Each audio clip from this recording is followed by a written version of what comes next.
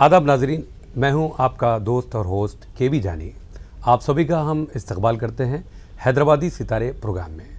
आज हम बात करेंगे इंडस्ट्री के लेजेंड कॉमेडियन जिन्हें आप और हम जॉनी लीवर के नाम से जानते हैं।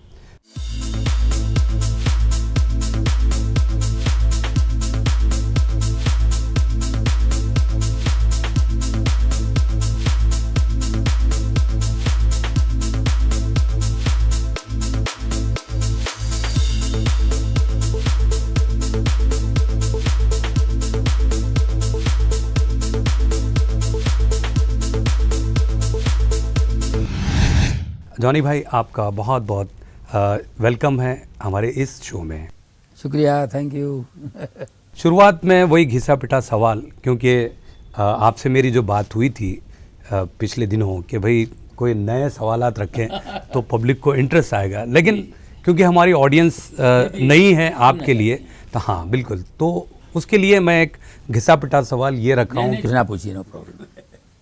शुरुआत आपके बचपन से करना चाहूँगा कि आपका जो बचपन रहा वो काफ़ी नटखट शरारती, स्कूल में आपने स्कूलों जो टीचर्स थे उनकी काफ़ी नखाली किया करते थे। वो यादें, वो बातें जो आपने कहीं शेयर नहीं की हो, जो यादगार वाक़यात है, वो हमारे नाजरीन को ज़रूर बताएं। उसका खामियाजा भी भुगतना पड़ा मुझे। अच्छा। टीचर्स की कॉपियाँ करता था मैं, उनकी नकलें करता था। स्कूल में हमारे जो मॉनिटर थे, स्टूडेंट्स बहुत खुश थे मेरे से। जी।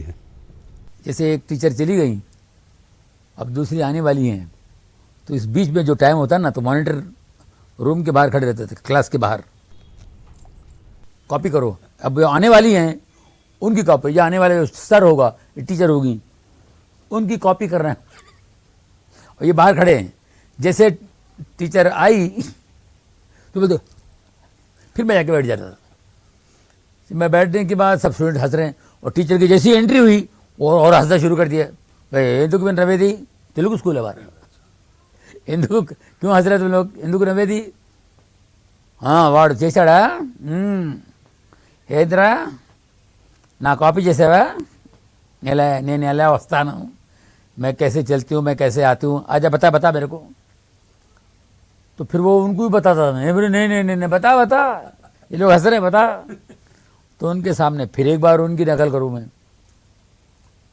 फिर वो भी क्या करें, अप्रिशिएट, अंदर से गुस्सा भी आता होगा लेकिन फिर भी अप्रिशिएट करती थी, बैठ जाओ पढ़ाई में ध्यान दो वगैरह वगैरह करती, लेकिन एंजॉय करती। तो ऐसे दूसरे टीचर्स जो मेरे से जो पहले पढ़ा के गई उसकी नकल करके बताओ, तो उनकी कॉपी करके वो खुश हो जाती। अच्छा। एक दूसरे की नकल पसंद करते हैं, खुद की नहीं पसंद करते। सही बात है। तो ये होता था। इसका क्लाइमैक्स ये मुझे इतने सालों के बाद 72 में मैंने स्कूल छोड़ा। अच्छा। मैं 7 तक पढ़ा हूँ मैं। जो मेरे जितने भी क्लासमेट्स थे उन सबको मैंने जमा किया। ये कोरोना के पहले, कोरोना स्टार्ट होने से पहले हमने एक बेहतरीन फंक्शन अरेंज किया। हम जाकर के सब टीचरों को मिले। अच्छा। टीचर्स कहाँ कहाँ, कोई हैदराबाद में हैं, कोई अमेरिका में हैं, कोई कहाँ रहते हैं, कोई कहाँ रहते हैं, उन सबको इकट्ठा किया हमने। 3-4 महीने इस पर काम किया हम लोगों ने। अच्छा। और उनको ढूंढ के कोई 85 की हो गई हैं, कोई 90 की है, कोई 92 की। 10-15 टीचरों को जमा किया हमने, 12-15 टीचरों को। उनके लिए बड़ा फंक्शन रखा हमने, एक शो रखा, म्यूजिकल शो रखा, डिनर, और गवर्नर के हाथों से उनका फेलिसिटेशन किया। क्या बात है। उनको जो भी देना था मुझे, सबको गोल्ड कॉइन दी हमने और साड़ियाँ दी। तब्बू, हमारी जो एक्ट्रेस तब्बू हैं, तब्बू जी से रिक्वेस्ट किया, वो मेरी बहन बनी है, बोले भाई मैं आती हूँ, उनके हाथों उनको सबको ये किया। वो लोग इतने खुश हुए, इतना ब्लेस किए मेरे को, ये बहुत बड़ी बात है। मैं बोलूँ नकल जो किए ना तो खामियाजा भुगतना। लेकिन अच्छा किया आपने, क्योंकि very good teachers, God is good. तो एकदम बड़ा बेहतरीन मौका दिया मुझे। बेशक, सही। Thanks to God. लेकिन आपने काफ़ी मेहनत भी की है।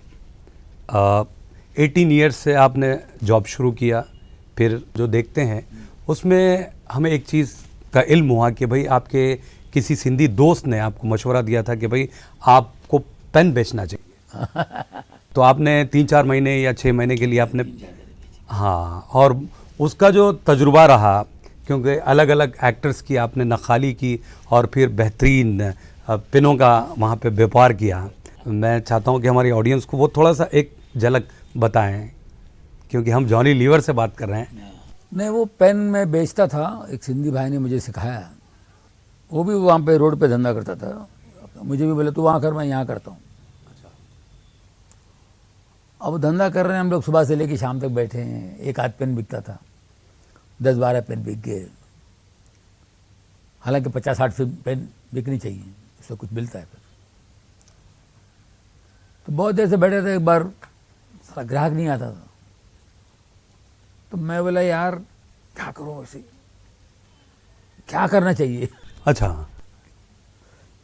अब एक लड़का आया, पेन देख रहा है, वो 1-1.5 घंटे से वो पेन देख रहा है, लेना नहीं कुछ नहीं, वो टाइम पास कर रहा है। मतलब यार ये लड़का लेना ना देना, उसको भगाता फिर आता ही, ये टाइम पास कर रहा था। यार मैं भी टाइम पास करता हूँ, तो मैं भाई इससे एक्टर की आवाज़ में बात करता हूँ, है ना। तो मेरी ये मिमिक्री की प्रैक्टिस हो जाएगी। बचपन से शौक था नकल करने का। बिल्कुल। तो मैं वो बच्चे को, वो जब पेन देख रहा था, मैं उसको बोला अशोक कुमार बन गया। मैं बेटा तुम्हें तब से देख रहा हूँ, तुम पेन देख रहे हो, घूर रहे हो, तुम पेन खरीदना चाहते हो, लिखना पढ़ना चाहते हो, कुछ करना चाहते हो, खरीदना चाहते हो, लेकिन तुम्हारे पास पैसे नहीं है। मैं जानता हूँ बेटे, जाओ तुम घर जाओ बेटे, जाओ अपने घर में जाओ, अपने बाप के जेब में पैसे, खीसे में हाथ डालो, पैसे निकालो और लेके आओ और पेन खरीदो बेटे। ये 12 आने का है, रुपये का है, 1.25 रुपये का है, 1.5 रुपये का पेन है। इस पेन से लिखोगे तुम बहुत बड़े आदमी बनोगे बेटे। मेरा दिल कह रहा है बेटा, मैं अंदर से मुझे आवाज़ आ रही है कि तुम एक दिन बहुत बड़े इंसान बनोगे, बहुत बड़े आदमी बनोगे। वो लड़का घबरा गया। ये क्या है? वो दूसरा आदमी वो देख रहा था, ये साला दूर से ऐसा क्या है, अशोक कुमार की तरह बोल रहा था। वो नजदीक आया, वो जैसे नजदीक आया और मुझे हैरानी से देख रहा, तो मैं शुरू हो गई, मैं जीवन बन गया। हाँ हाँ हाँ हाँ, इस तरह हैरान होने की कोई जरूरत नहीं है। कमाओ, जेब में हाथ डालो, पैसे निकालो, पेन खरीदो, ऐसा पेन आपको कहीं नहीं मिलेगा। वो घबराहट के मारे 2 पेन ले ली उसने। फिर तो क्या, मैं तो फिर बादशाह हो गया।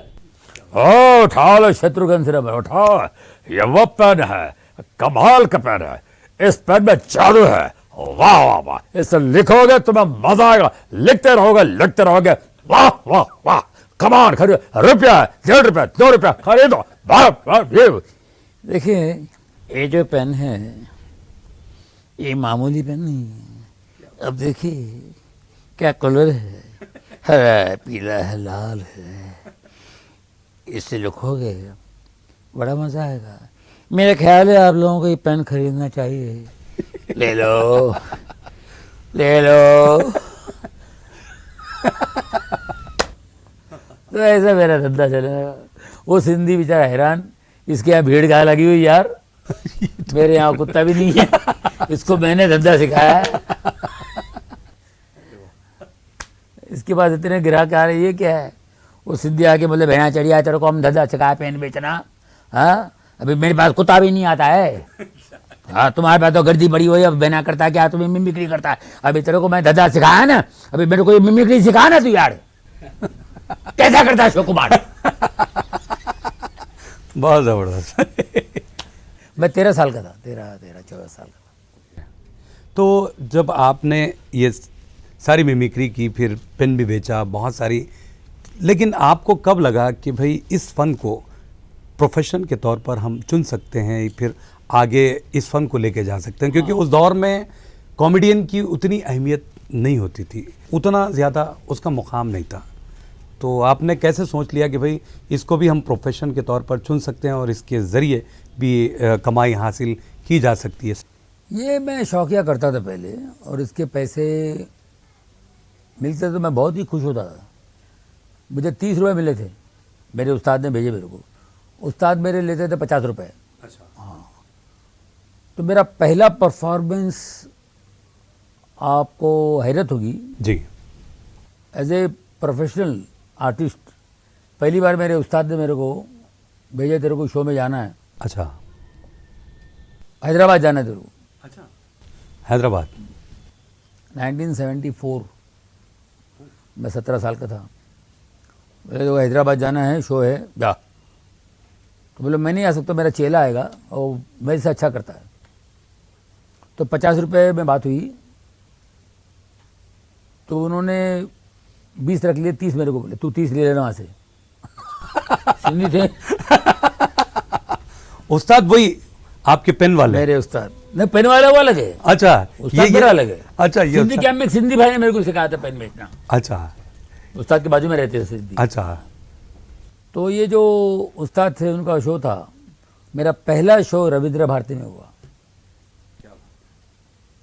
फर्स्ट शो रविंद्र भारती में।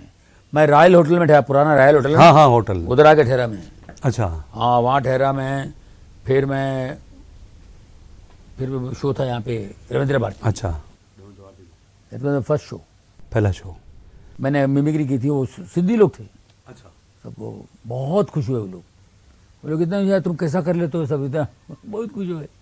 बहुत अच्छा शो था, पहला फर्स्ट शो हॉल में, ऑडिटोरियम का पहला show, successful show Rabindra Bharati में हुआ। यानी हैदराबाद से आपकी शुरुआत हुई? बताओ मेरे को, मैं बम्बई में पैदा हूँ, मैं हूँ आंध्र प्रदेश का, और शो हो रहा है हैदराबाद शो हैदराबाद, पहला शो हैदराबाद। मैं जिंदगी भी नहीं बोल सकता हूँ रविंद्र भारती, मेरे हर इंटरव्यू में बोलता हूँ मैं रविंद्र भारती में। हैदराबाद तो पक्का बोलता हूँ, वहाँ के लोगों को नहीं मालूम ना, बॉम्बे वालों को रविंद्र भारती हॉल क्या है। और रविंद्र भारती हॉल से एक मोहब्बत है, मैं बहुत इमोशनल हूँ रविंद्र भारती से। सही बात है, क्योंकि मेरा पहला शो था बहुत।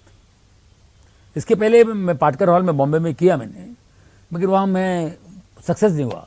अच्छा। वहाँ मेरे लोग सुने ही नहीं, मैं घूट किए, मैं नर्वस हो गया था, कर नहीं पाया। अच्छा।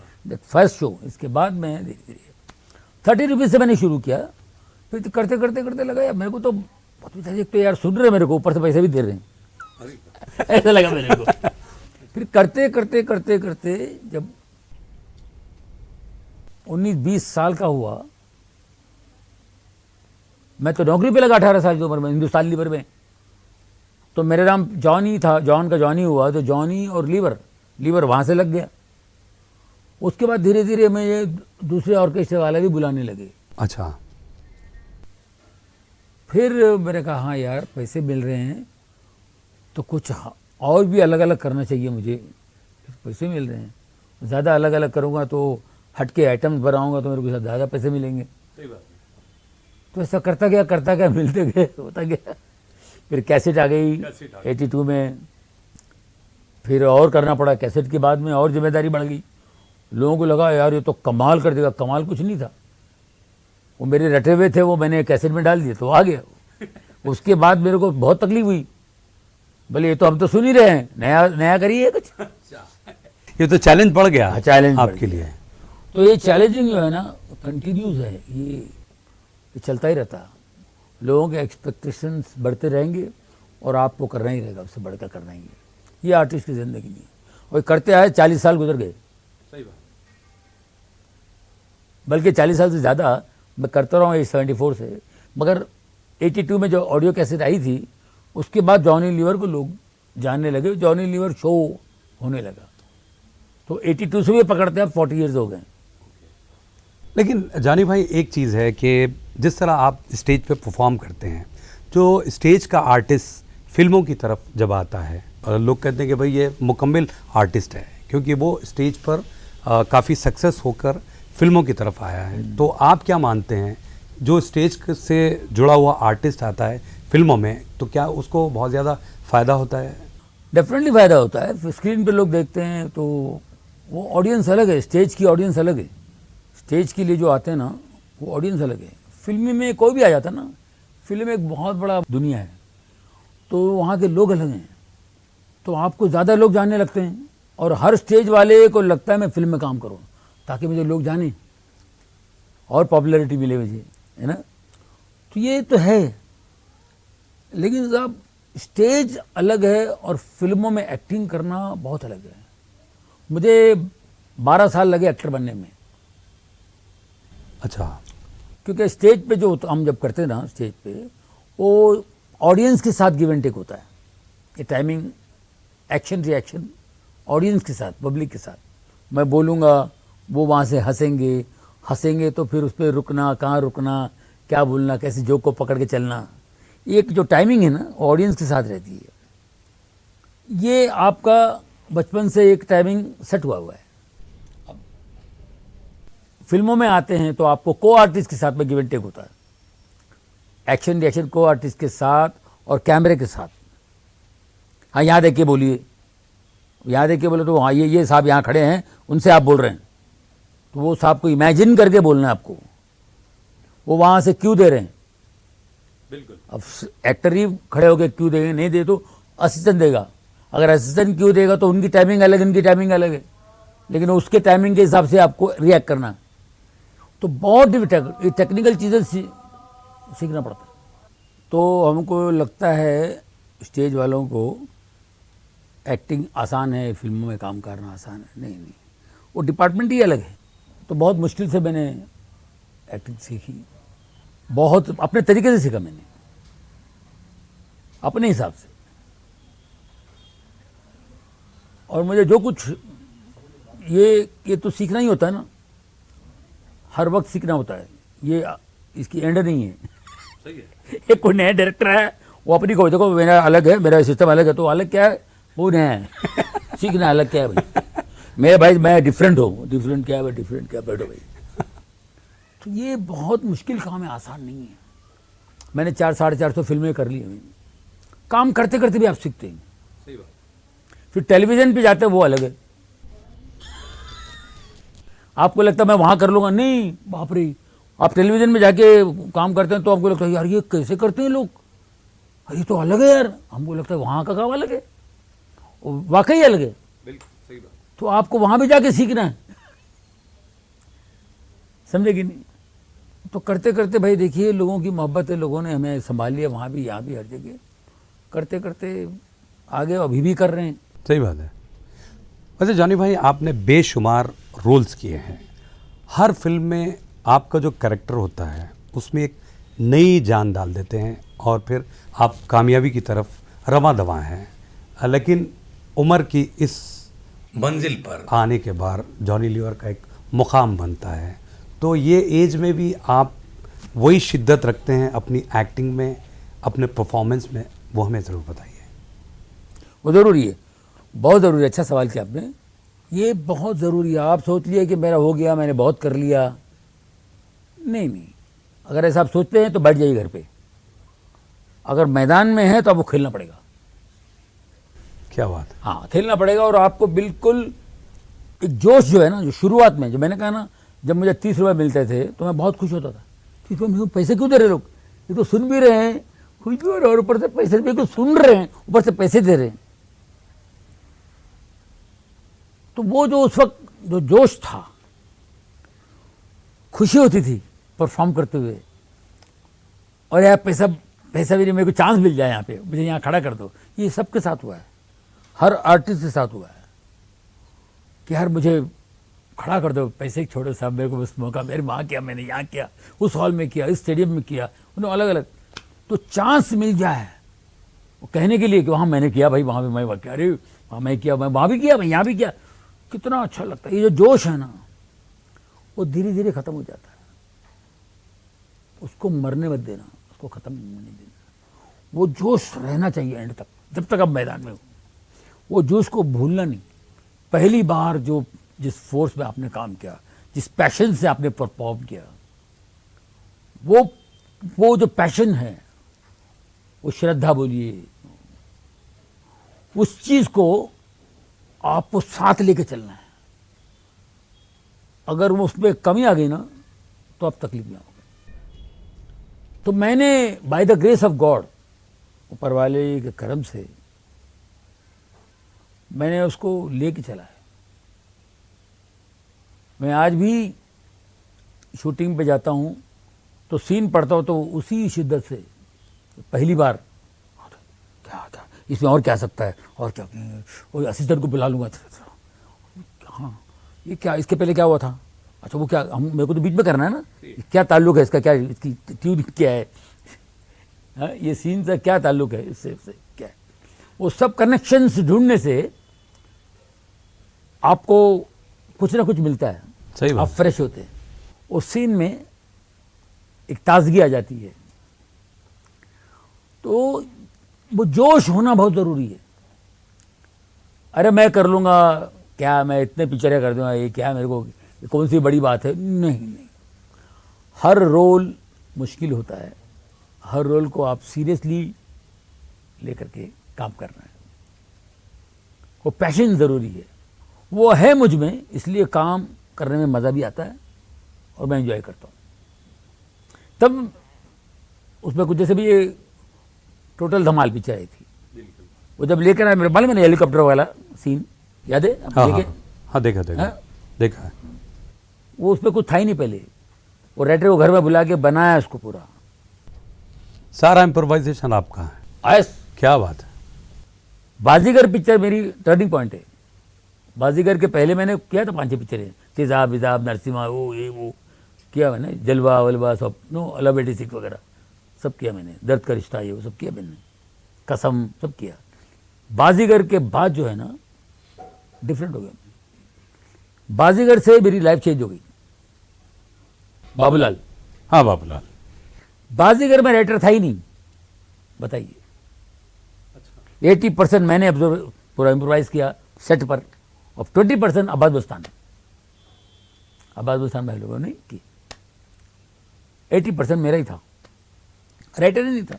जब डब करना था मुझे तो हेडफोन रख के, मैं हेडफोन सुन के मैंने कर दिया, क्योंकि मेरे को मैंने क्या बोला, पेपर ही नहीं है, कोई लिखा होगा तो पेपर होगा ना। क्या बात है, बहुत ज़बरदस्त, अब समझे ना, क्या बात है। तो वो जो जोश है ना, उसको कैरी करना है मेरे को, और आज भी मैं लेके चलता हूँ। तो मेरे को आदत है कि यार ये सीन, अभी जैसे गोलमाल हुआ, हेरा फेरी हुआ, इसमें मैंने थोड़ा इम्प्रोवाइज, ज़्यादा नहीं किया, क्योंकि राइटर अच्छे थे, नीरज वोरा बेस्ट राइटर, यहाँ पे फरत सिराज जो है, ये लोग अच्छा लिखते हैं, रोहित शेट्टी में, तो उसमें कोई ऐसा फिर भी जॉनी मैं आपको कुछ डालू प्लीज़, हाँ मैं देखता हूँ बेटरमेंट के लिए कुछ आया पच तो डाल दूंगा, वो इतना अच्छा लिखते हैं, मुझे कुछ ऐड करने की ज़रूरत ही नहीं। सही बात है।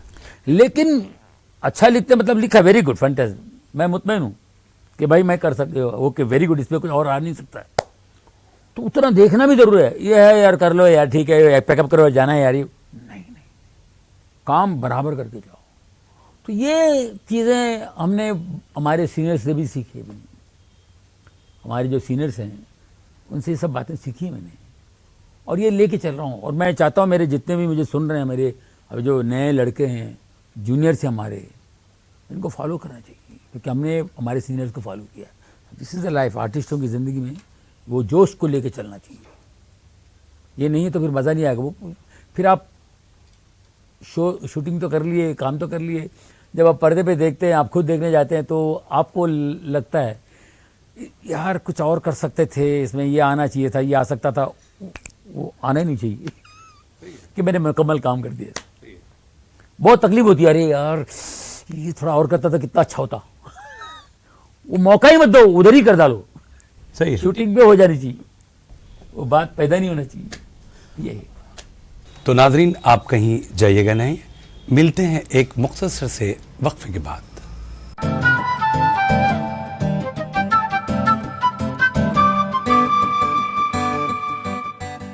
नाजरीन, सियासत टीवी की ताज़ा तरीन ख़बरें, मुशायरे, मजहबी प्रोग्राम्स और दीगर तफरीही प्रोग्राम्स देखने के लिए आप हमारा मोबाइल ऐप प्ले स्टोर से डाउनलोड कर सकते हैं। इसके अलावा यूट्यूब और फेसबुक पर आप सियासत टीवी का रास्त टेलीकास्ट भी देख सकते हैं। यूट्यूब पर सियासत टीवी सब्सक्राइब करें और बेल आइकॉन पर क्लिक करें ताकि नए वीडियोस आप तक फौरी तौर पर पहुंच सकें।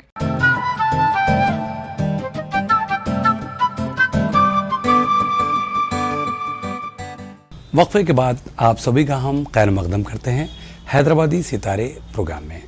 आज हम बात कर रहे हैं बॉलीवुड के जाने माने एक्टर और कॉमेडियन जॉनी लीवर जी से। अगर हम जॉनी लीवर को देखें तो सक्सेस का मंत्र क्या है आपकी नज़र से? देखिए, आज हर नौजवान हो या जो भी आगे बढ़ना चाहता है, कामयाब होना चाहता है, सक्सेस की तरफ जाना चाहता है, तो आपकी नज़र में ये सक्सेस क्या है? का मंत्र? बिल्कुल मंत्र नहीं, सक्सेस देखो मेहनत है, हार्ड वर्क। नहीं, हार्ड वर्क तो सभी लोग करते हैं जॉनी भाई। नहीं, अब कभी कभी हम आपका नसीब किस्मत को भी दोषी कराते हैं। किस्मत और टैलेंट दोनों एक साथ चलने चाहिए। अमिताभ बच्चन जी एक एग्जाम्पल है, वो किस्मत वाले भी हैं और टैलेंटेड भी हैं। देखो आज तक 50 साल के ऊपर हो गए, ऐसे और भी लोग हैं। मगर साहब आप मेहनत करोगे ना, कभी ना कभी सक्सेस हो ही जाते हैं। किस्मत को भी चैलेंज कर दो आप। मेहनत करो ना तो ऊपर वाला साथ देता है आपको, सही बात है, और जो किस्मत में नहीं है वो भी हो जाता है। सही बात है। अगर आप किसी ज्योतिष के पास जाओ, वो बोलेगा ये आपके साथ ये इतना नहीं होना था, कैसे हो गया? आपका इतना होना नहीं चाहिए था, आगे टाइम है, 2-5 साल बाद होना चाहिए था, इससे पहले कैसे हो गया? वो हार्ड वर्क। ये मेरे साथ हुआ है। ये बहुत बड़ा नजूबी जरूर, दिलीप साहब का हाथ देखा, कुंडली देखा, गावस्कर का देखा,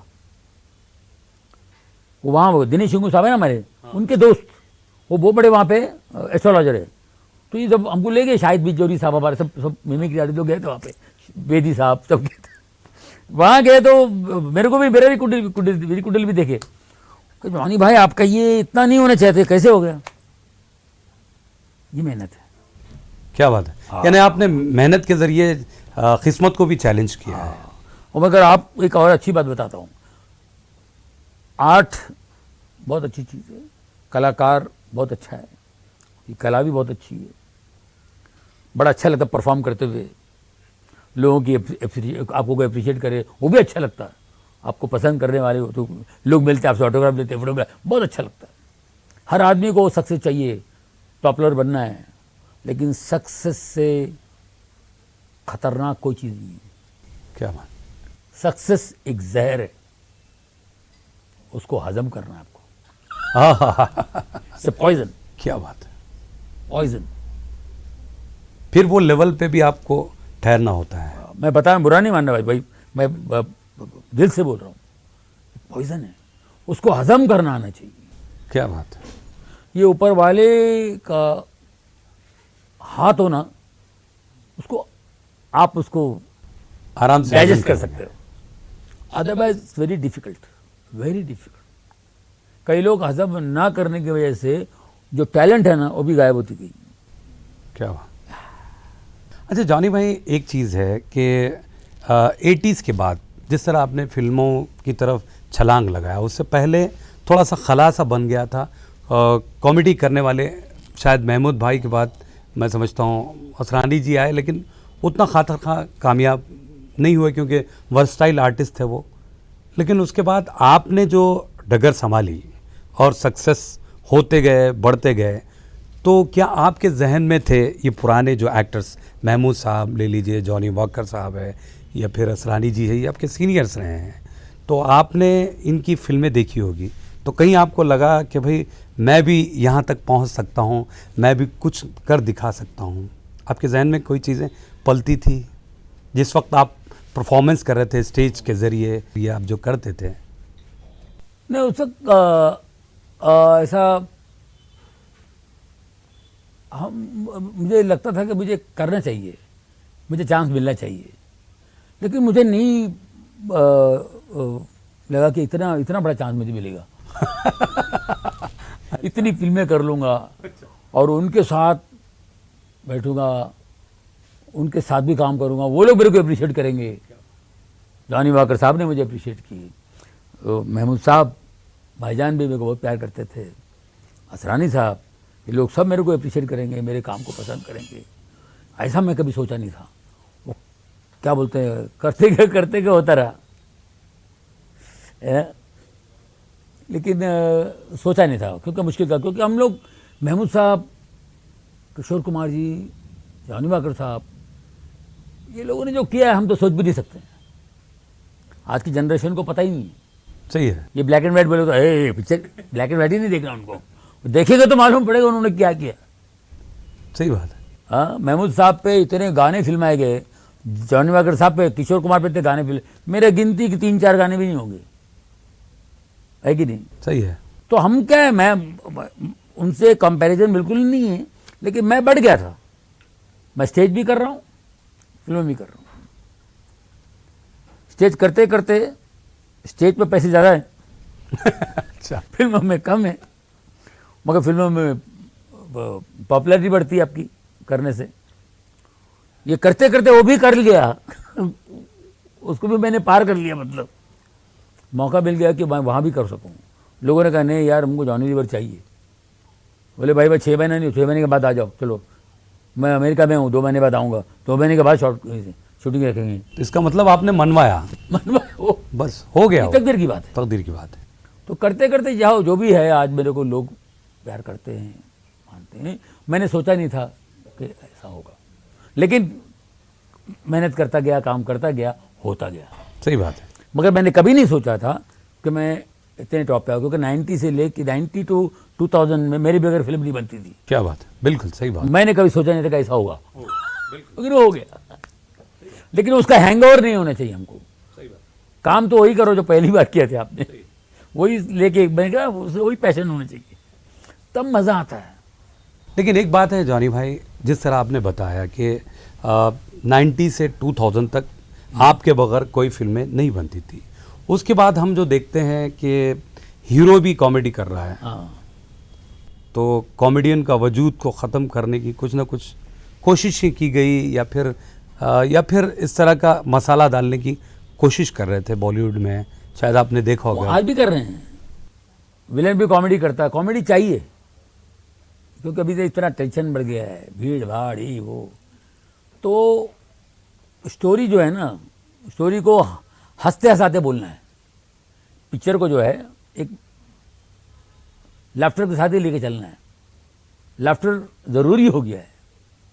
तो अभी सिर्फ कॉमेडियन अगर लाफ्टर लेता है तो हीरो विलन जो है ना डब्बी रहेगा, वैसे रहे थे यार, वो कब आएगा, जॉनी लीवर कब आएगा। तो वो लोग बोल रहे हैं राइटर को कि बाबा हमको भी कुछ ऐसा लिख दो अच्छा तो कॉमेडी है। वो भी लाफ्टर चाहते हैं, विलन भी होना उनको लाफ्टर भी चाहिए, हीरो को भी लाफ्टर चाहिए, हीरोइन को भी लाफ्टर चाहिए, और साइड एक्टर को भी लाफ्टर चाहिए, तो उनके लिए भी कॉमेडी लिखे जाते हैं। तो ये हो गया। अब आप बोल रहे हैं कि अब फिर कॉमेडियन कहाँ गया, कॉमेडियन गायब हो गया कि सब कॉमेडी का, तो कॉमेडी का लिमिटेशन हो गया। पहले कॉमेडियन के लिए क्या था, वो सास ससुरा विसरा बच्चे पोते बीते सब दिखाते थे, कॉमेडियन की एक फैमिली दिखाते थे, है ना। बिल्कुल। अब वो ऐसा नहीं है, कॉमेडियन आता है 2-4 सीन कर लेता है निकल जाता है। लेकिन फिर भी कॉमेडियन को इसलिए रखते हैं कि कॉमेडियन जो है उसको देख के लोग हंसते हैं। बिल्कुल। बाकी लोगों को कॉमेडी करनी पड़ती है। बिल्कुल। आपके साथ टैग जुड़ा हुआ होता है। ये फर्क है। लेकिन ट्रेंड बदल गया है, तो वो भी कर रहे हैं कॉमेडी, लेकिन जहां जरूरत है कॉमेडियन की बुलाते हैं। क्योंकि कॉमेडी ऐसे, अब मैं खड़ा हूं मेरे को देख के लोग हंस रहे हैं, मुझे करना ही नहीं पड़ रहा है। बिल्कुल। तो मेरे चेहरा ही ऐसा कुछ है। तो हीरो लोगों को जैसे अभी अक्षय कुमार है, उनको ये भी करना है वो भी करना है, सब कुछ कर रहे हैं। सही है। कॉमेडी भी कर रहे हैं। जैसे कादर खान साहब थे, वो हर चीज़ करते थे, वो विलन भी है कॉमेडियन भी है सब कुछ है। तो उसके बीच में असरानी आया और चले गए। लेकिन आपके आने के बाद हम जो देखते हैं कि उसके बाद कोई कॉमेडियन इंडस्ट्री में टिक नहीं पाया। ऐसा क्यों? क्या उनके पास वो टैलेंट नहीं था, या वो शिद्दत नहीं थी, या एक्टिंग के वो गुण नहीं थे? आप क्या मानते हैं? क्योंकि आज भी जॉनी लीवर को ही कास्ट किया जाता है एज ए कॉमेडियन। क्या होता है ना, आपने एक बार आप बिरयानी खा लेते हैं, उसके बाद दाल रोटी कम खा, दाल रोटी में मज़ा नहीं आएगा आपको। तो मैंने बिरयानी खिला दिया है। अच्छा। वो पकौड़ा भजिया हुए नहीं यार, बिरयानी दो यार।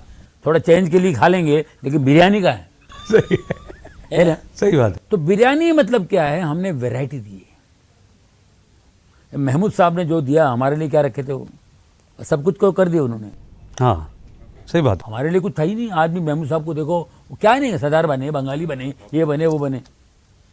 मैं भी आके बना लेकिन उससे कुछ अलग दिया मैंने, तो लोगों ने एक्सेप्ट किया उसको। फिर जनरेशन बदलती है ना, लोग अलग, तो अब वो वैरायटी की आदत पड़ गई लोगों को। अब जो भी कॉमेडियन आएगा वो एक्सपेक्ट करते हैं ये भी ऐसा कुछ करे, अलग करे। तो वेरिएशन चाहिए, वैरायटी चाहिए। सही बात है। तो ऐसा वैरायटी देने वाला कोई आएगा तो लोग उसको एक्सेप्ट करेंगे, ऐसा मुझे लगता है। कि ये कॉमेडियन डांस भी कर लेता है यार, और कुछ भी सरदार बनाओ सरदार बन जाता है, उसको बिहारी बनाओ बिहारी बन जाता है, मद्रासी बनाओ तो मद्रासी ही लगता है। अभी मैं मद्रासी की नकल करूँगा, बिहारी की नकल करूँगा तो बिहारी लोग खुश होते हैं, मद्रासी की नकल तो मद्रासी खुश होता है। अरे तुम करेक्ट हम लोग पकड़ा बुरा नहीं मानते हैं। अभी एक पंजाबी आदमी मद्रासी बनता है, अजय तुम क्या करते हो जी, मैं तुमको बताया जी, तो पंजाबी झलक आ रहा, मद्रासी कहाँ है वो। तो मद्रासियों को अच्छा नहीं लगता। सही है। पहले तुम हमारा मजाक उड़ा रहे हो यार, तुम कॉपी बराबर नहीं करते हो। कॉपी हर एक को अच्छा लगता है, अगर आप नेचुरल करेक्ट करो तो आपको अच्छा लगेगा। तो इसका मतलब ये कि परफेक्शन होना चाहिए। Perfection is very important. लोग बुरा नहीं मानते कि हमारी नकल कर, अरे क्या किया यार, हमें उनको क्या पकड़ा है, ये बहुत बड़ी बात है आर्टिस्ट के लिए। सही है। नहीं जॉनी भाई, आप तो साउथ से आते हैं, तो यहाँ की सारी ज़बानें आप जानते हैं, और डिफरेंट रोल्स में आपने वो कर दिखाया। अभी लोग कहते हैं कि भाई उर्दू इंडस्ट्री के लिए बहुत इम्पोर्टेंट रोल अदा करती है, और कई लोग ये कहते हैं कि भाई उर्दू धीरे धीरे ख़त्म होती जा रही है। तो उर्दू से आपको कितनी मोहब्बत है, कितना लगाव है? बहुत ज़्यादा, बहुत ज़्यादा। उर्दू मैं पढ़ता हूँ, हाँ मैं पढ़ सकता हूँ उर्दू। मैं किताबें अफसाने पढ़ता हूँ, स्टोरीज पढ़ता हूँ मैं, समझे कि नहीं। तो पहले के पुरानी फिल्मों में उर्दू बहुत थी, अभी धीरे धीरे कम हो गया, कोई बात नहीं। लेकिन उर्दू एक मीठी ज़बान है, बेहतरीन ज़बान है, हर एक उर्दू से प्यार है। हम शेर व शायरी सुनते हैं, मुशायरे में जाते हैं, अच्छा लगता है। कुछ कुछ गाढ़े उर्दू होते हैं तो नहीं है, तो भाई इसका मतलब बताओ भाई है ना। तो हमको अच्छा लगता है, इसलिए हम जानना चाहते हैं इसका क्या मतलब है, बताइए ये क्या है। तो उर्दू अभी धीरे धीरे होता है, लेकिन क्या है आगे जाके ऐसे चेंजेस आते रहेंगे। उर्दू ख़त्म नहीं हुई है, फिल्मों में ज़्यादा सही हो गया, लेकिन कुछ फिल्में बनेगी जहाँ पर उर्दू का है तो वहाँ पर उर्दू होगा, और लोग जाते हैं जिनको उर्दू से मोहब्बत हो जाएंगे। बिल्कुल सही बात है। गानों में देखिए उर्दू वर्ड्स कितने अच्छे लगते हैं। सही बात है। लास्ट टाइम सुनाया था वो कबाब वाला आइटम, मैं चाहता हूँ वो थोड़ा सा झलक, नुसरत साहब का कुछ आपने कलाम, मेरा पिया घर आया के पढ़ा होगा। फतेह अली खान साहब, वो जब ये पुराना आइटम है, बिल्कुल बिल्कुल 20-25 साल पहले जब फतेह अली खान साहब नया नया आया था ना, मेरा पिया घर आया, उस गाने में मैंने बनाया था। ये सब लोग रास्ते पे कबाब बेचेंगे, कोई क्या बेच रहा है, कोई क्या बेच रहा है, तो फतेह अली खान साहब कबाब बेच रहे हैं। मैं कबाब लेके आया लो खाओ जी, शामी कबाब है, सीख कबाब है, शामी कबाब है, सीख कबाब है, बोटी कबाब है, चबाओ जी, मैं कबाब लेके आया लो खाओ जी। अरे पानी ले, मैं खुले पैसे दे, मैं कबाब लेके आया लो खाओ जी। मेरे कबाब का सानी नहीं है, पानी ना मांगो यहाँ पानी नहीं है, पास में नल है पियाओ जी, मैं कबाब लेके आया लो खाओ जी, मैं कबाब लेके आया। प्यार से मांगो जान भी दूंगा, पर ये कबाब उधार न दूंगा, देख रहा हूँ मत चुराओ जी, मैं कबाब लेके आया लो खाओ जी।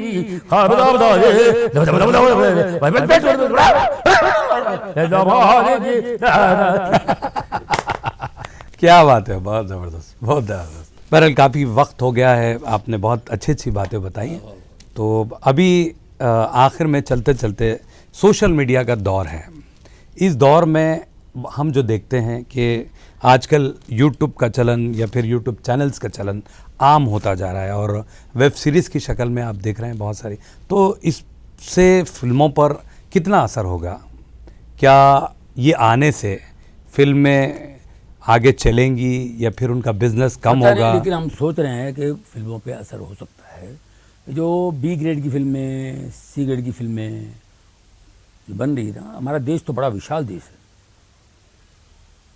और आसानी से बंद नहीं होगी, फिल्में चलती रहेंगी, लेकिन उनको ज़रा सा ये होगा क्योंकि लोगों को वही बिरयानी की बात। हाँ बिल्कुल।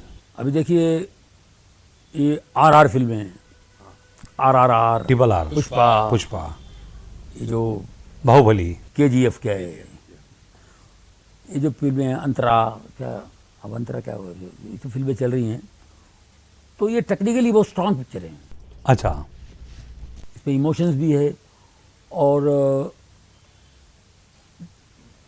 देखने में अच्छा लगता है, साउंड सिस्टम ये वो, और अंदर जो है टेक्निकल चीज़ें, स्टंट भी दिखाते हैं, बहुत लोग एंजॉय कर रहे हैं उसको, ये टूटना गिरना फाड़ना वो ये वो अजीब अजीब दिखाते हैं, तो लोगों को अच्छा लगता है।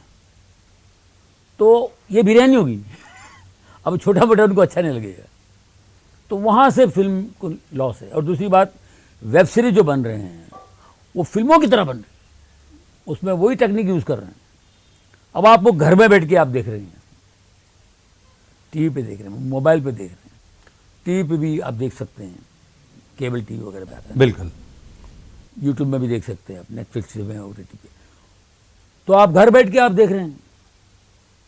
अभी भीड़ भाड़ में ट्रैफिक देखें मुंबई में, पहले 20-25 मिनट घर पहुंचते थे, अभी 1.5 घंटे लगते हैं वो घर पहुंचने में मुंबई में, एयरपोर्ट से। तो कौन थिएटर में जाएगा यार, पार्किंग के प्रॉब्लम से।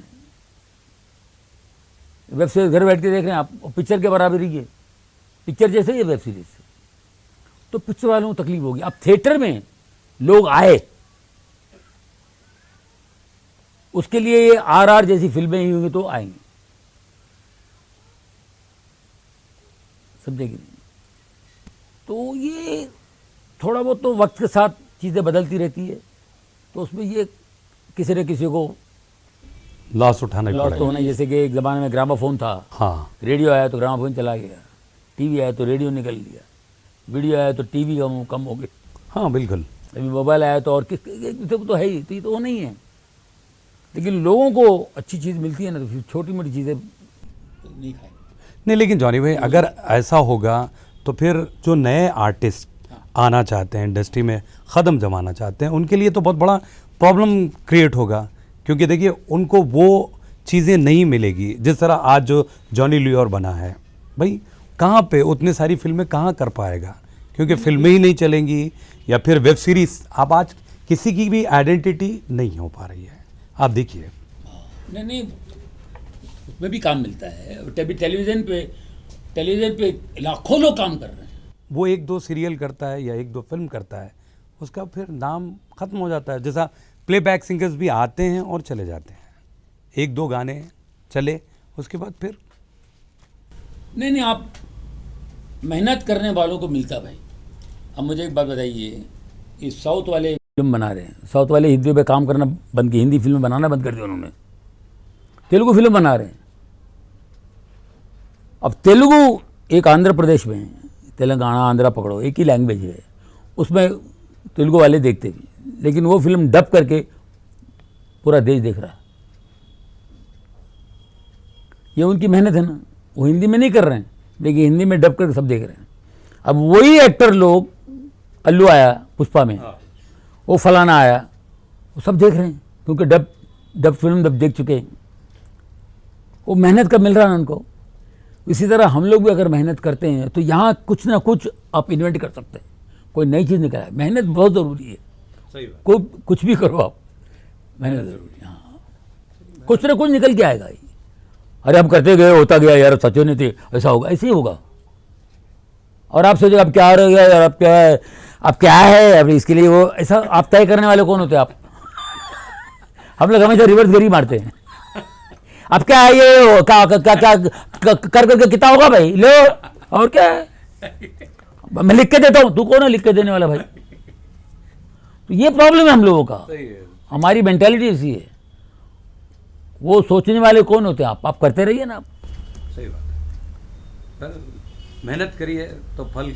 मेहनत करे इंसान तो क्या नहीं हो सकता, क्या हो नहीं सकता, ये जान ले नादान तो क्या हो नहीं सकता। क्या बात, सही बात। जॉनी भाई, आप अक्सर व बेशतर हैदराबाद आते हैं, हैदराबाद की मेहमान नवाजी काफ़ी मशहूर है, तो आप वो किस तरह देखते हैं हैदराबाद शहर को और हैदराबाद की मेहमान नवाजी को?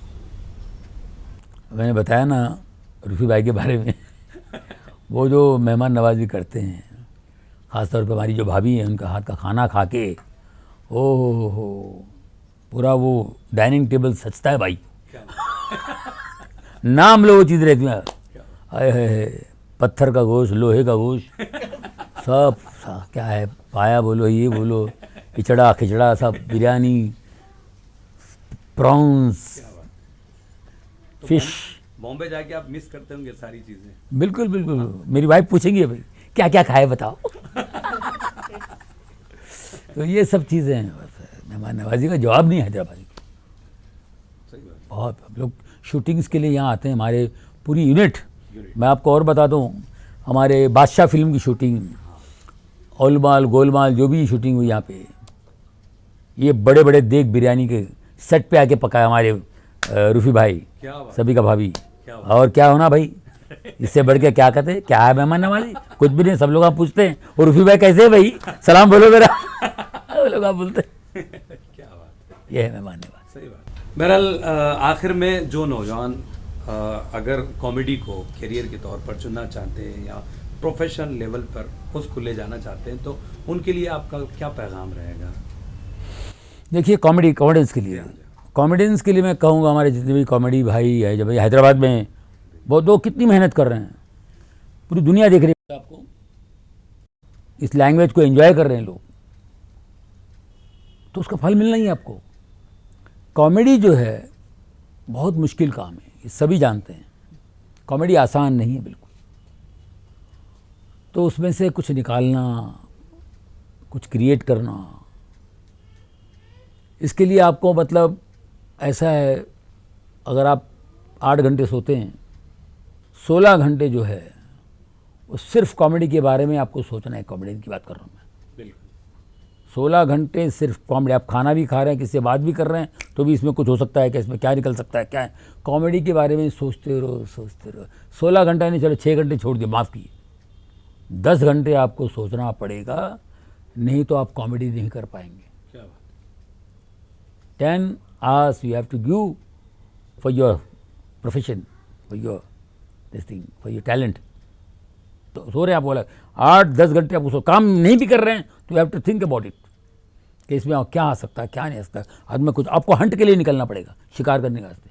मैं जाके बैठा हूँ, हमारे कादर शरीफ हैं, उनके साथ बैठा हूँ, उनके कुछ वो बोलते तो हंसी आती है, वो कुछ भी बोलते। कादर शरीफ हमारे हैदराबाद के, है ना भाई? वो मुँह खोले तो कुछ भी बोलते उल्टा, कुछ भी निकल आता है उनसे।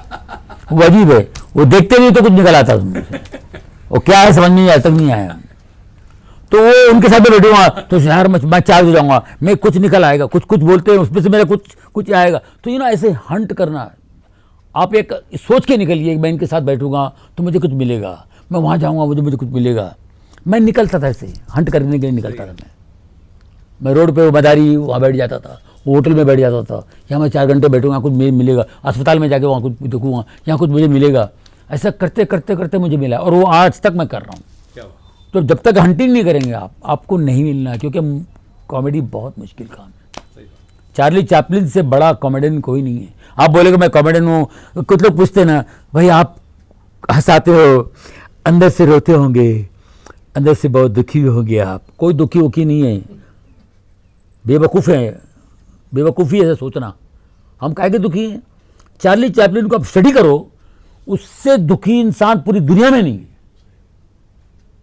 वो बचपन से दुख देखा वो आदमी, और वो आदमी दुख देखा इसलिए वो आदमी दुनिया को हंसाना चाह रहा। उससे बड़ा दुखी आदमी कोई था ही नहीं। वो आदमी जो कुछ कमाया उसने हंसाने के लिए खर्च किया फिल्मों में। फिल्में बनाए उन्होंने, हंसा लोगों को हंसाने, ये मकसद लेके चले हो। उनको याद करो तो आपको लगे आप बच्चे हो, आप कुछ भी नहीं हो। मैं करता हूँ भाई, मैं चाहता हूँ, क्या करूँ मैं, अब देखो मैं कर रहा हूँ, मैं ये कर रहा हूँ, खींच के कान पे दुखता है। तो है क्या, तेरी औकात क्या है? तेरे 1000 जॉनी लीवर भी कुछ के सामने, चार्ली चैपलिन सामने कुछ नहीं की। सही बात बता रहा हूँ, ये कड़वी बात है, सच्चाई कड़वी होती है, और सही बात, इस बात को पकड़ने।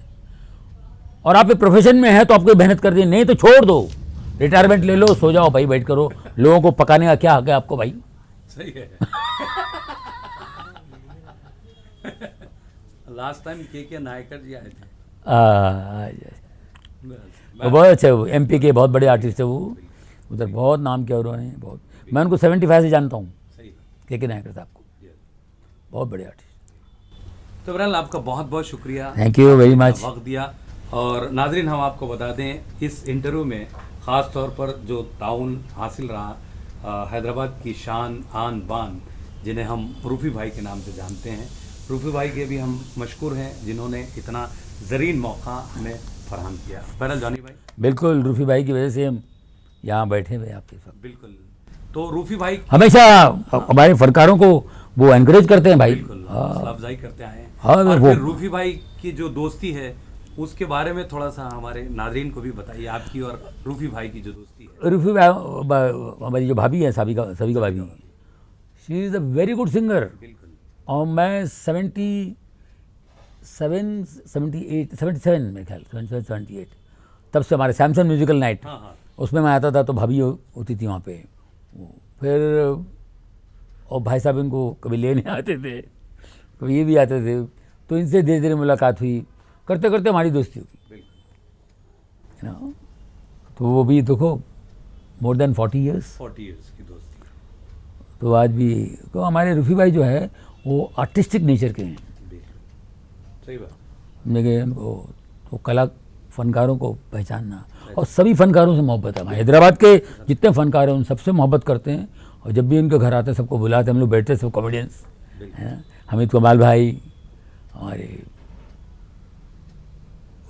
बहुत सारे, हाँ, अकबर बिन तबर है, कादर शरीफ साहब हैं, और हमारे सब इंतकाल कर गए हमारे भाई, हाँ, सुभानी भाई, बिल्कुल, सुभानी भाई, हम लोग सब बैठते। Habib Qadir, oh is a legend comedian Hyderabad. हमारे तो बॉम्बे में हम लोग बहुत शौक के साथ में हैं। बिल्कुल। ये सब अच्छे आर्टिस्ट लोग हैं भाई, सब बहुत हमारे। को बता दें कि ये है हमारे रूफी भाई, जिनकी तवज्जो से, जिनके ताउन से आज हम कर पाएँ legend comedy artist Johnny Lever ji का ये ख़ास एक्सक्लूसिव इंटरव्यू। तो दोस्तों, चलते चलते हम आपको एक बात बताएं कि पहली मर्तबा हमने हैदराबादी सितारे का जो शूट किया है जॉनी लीवर जी के साथ आउटडोर पर, जो हमारी इस टीम में शामिल थे कैमरामैन सैयद अबरार और ऑनलाइन एडिटर मोहम्मद मुनीर। इन लोगों के साथ हमने ये ख़ास इंटरव्यू शूट किया। बहरहाल आप अपने दोस्त और होस्ट के भी जानी को इजाज़त दें। अगले हफ्ते कई एक फ़नकारों के साथ आपकी और हमारी मुलाकात होगी। तब तक के लिए अल्लाह हाफ़िज़।